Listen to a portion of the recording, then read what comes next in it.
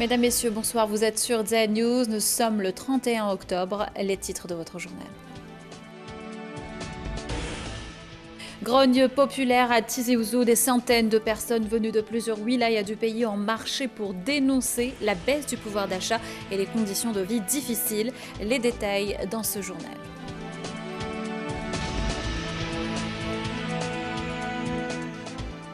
Au Maroc, des manifestations monstres éclatent après la mort d'un vendeur de poissons. Le roi Mohamed VI dépêche son ministre de l'Intérieur sur le lieu du drame pour répondre au mouvement de contestation.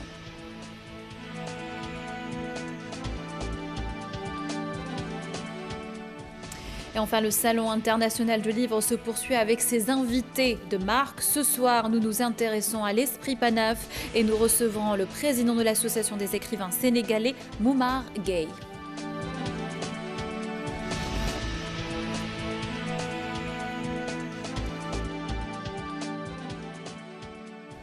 Et avant de développer ces titres, le message du président de la République à l'occasion du 1er novembre. Abdelaziz Bouteflika a affirmé que l'Algérie s'est dotée d'une démocratie authentique et que le développement économique et social nécessite un franc intérieur solide. Le message met en avant le défi de la sécurité du pays, des personnes et des biens, sans laquelle le développement serait entravé, sinon même compromis, et souligne que l'Algérie peut compter sur les capacités, le professionnalisme et le patriotisme de l'armée nationale populaire. Nous vous disions en titre, des centaines de personnes ont battu le pavé à Tizi Ouzou pour dénoncer les conditions de vie difficiles.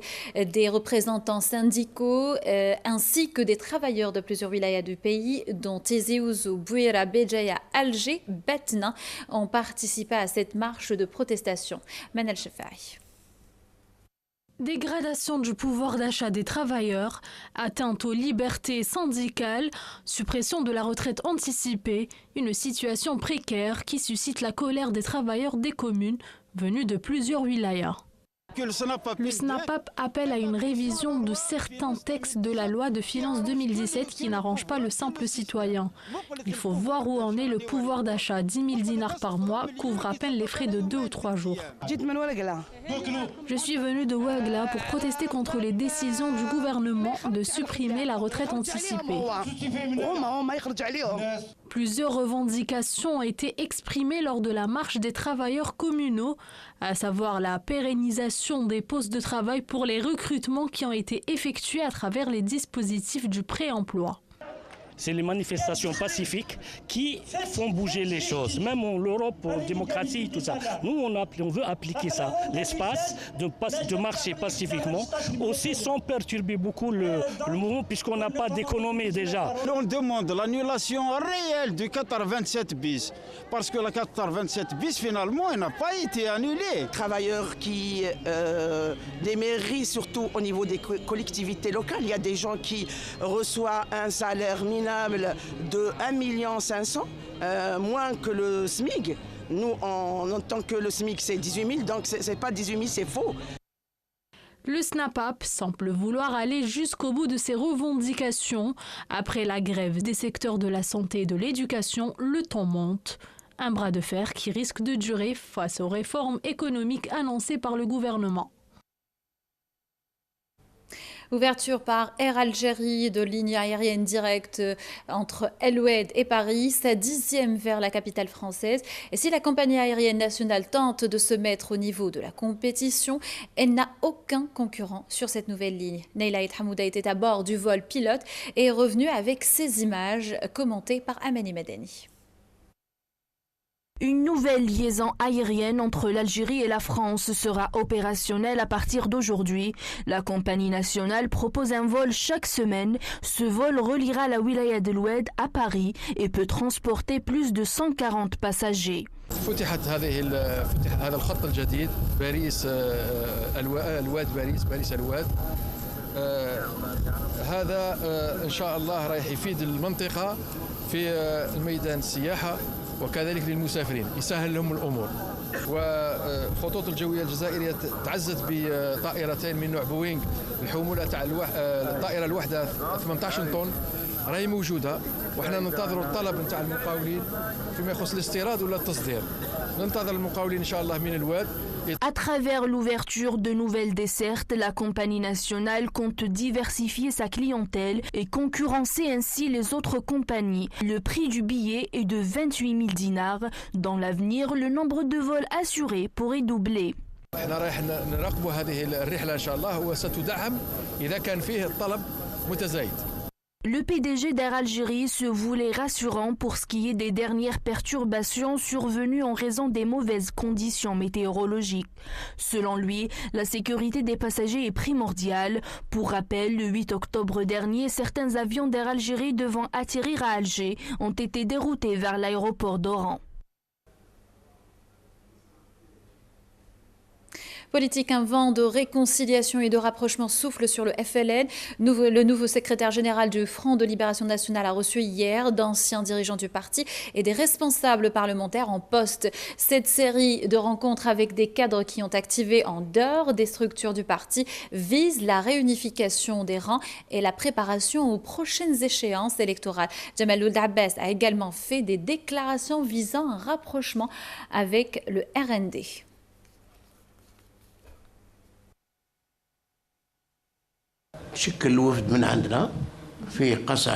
Nous avons constitué un petit comité pour représenter le groupe. 3 personnes ont rencontré aujourd'hui Jamal Ould Abbas dans le seul but de connaître ses intentions pour le parti.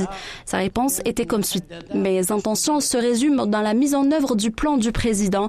Il m'a chargé de rétablir l'ordre et d'évincer ce qui a empêché la bonne marche du parti jusqu'à aujourd'hui. Et surtout, préparer les prochaines échéances électorales.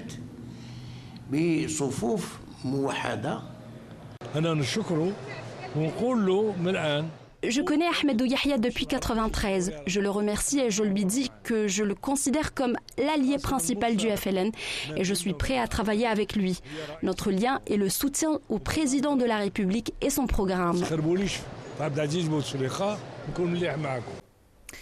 Du moment également au sein du RND, les redresseurs du Rassemblement national démocratique envisagent d'imiter leurs homologues du Front de Libération nationale en évoquant la possibilité de présenter des listes électorales parallèles à celles de leur parti à l'occasion des prochaines législatives. Pour le RND, ce mouvement n'est qu'un groupe de chahuteurs sans importance. Le congrès était une réussite sur tous les plans. Nous sommes sortis avec des recommandations que nous allons mettre en application. D'ailleurs, ce succès a fait naître chez certains militants d'autres ambitions, mais nous ne prêtons aucune attention à ce groupe qui tente de s'aimer le trouble. Il ne pourra pas.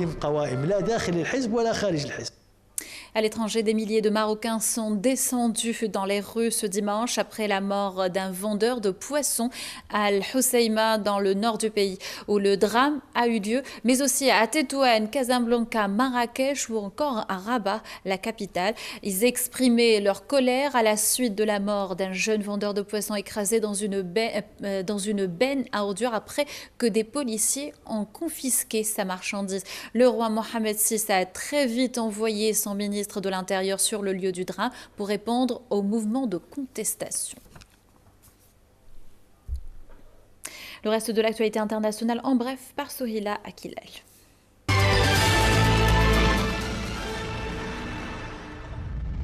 Les forces irakiennes ont repris ce lundi leur progression vers Mossoul avec l'objectif de prendre position à quelques centaines de mètres de la périphérie est du bastion du groupe autoproclamé Daesh. Cette offensive d'envergure sur la deuxième ville d'Irak est entrée dans sa 3e semaine et des dizaines de localités situées dans les plaines autour de la métropole ont été reprises avec le soutien de l'aviation et de l'artillerie de la coalition internationale menée par Washington.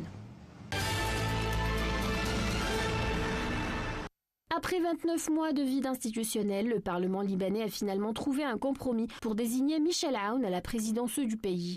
L'ancien général âgé de 81 ans a été élu par 83 voix. 36 votes blancs et 8 votes nuls ont été enregistrés. Le rédacteur en chef du journal turc d'opposition Cumhuriyet vient d'être arrêté et 13 mandats d'arrêt délivrés contre des journalistes et managers du quotidien. Des perquisitions ont aussi été effectuées au domicile de plusieurs salariés du journal.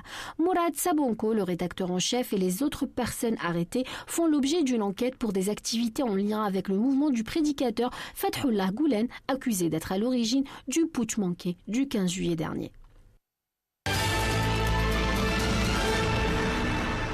Une opération de contrôle administratif a eu lieu ce lundi dans le quartier de Stalingrad au nord-est de Paris où quelques 2000 migrants ont trouvé refuge avant une future évacuation dont la date n'a encore pas été indiquée. L'objectif des autorités est de vérifier la situation administrative des occupants et l'état sanitaire du campement. L'opération s'est déroulée dans un climat tendu en présence d'un important dispositif sécuritaire. Direction à présent le Salon international du livre qui se poursuit dans sa 21e édition. Des auteurs et acteurs de la société civile africaine étaient réunis autour du thème « Les migrations dans la littérature africaine » dans le cadre du programme de l'espace Esprit Panaf, organisé par la 8e année consécutive, par le Salon. Parmi les invités de marque de l'Esprit Panaf, Moumar Gueye, le président de l'Association des écrivains sénégalais. Bonsoir monsieur. Bonsoir, je suis le vice-président de l'Association des écrivains du Sénégal. Autant pour moi. Et je suis en même temps le président du Centre PEN Sénégal. Voilà. Très bien, merci d'avoir accepté notre invitation. Monsieur, comment saluer, vous avez évoqué la migration des écrivains et intellectuels africains lors de votre intervention aussi là. Et pour vous, c'est un problème de liberté d'expression? Oui, effectivement, je dois d'abord féliciter le ministre des Affaires maghrébines, M. Abdelkader, qui a tenu vraiment des propos très instructifs lors de cette rencontre-là. Effectivement, vous savez, quand un écrivain quitte son pays pour aller ailleurs, généralement, il ne le fait pas de bon cœur. Cela veut dire qu'il n'a pas une certaine liberté, et particulièrement la liberté d'expression.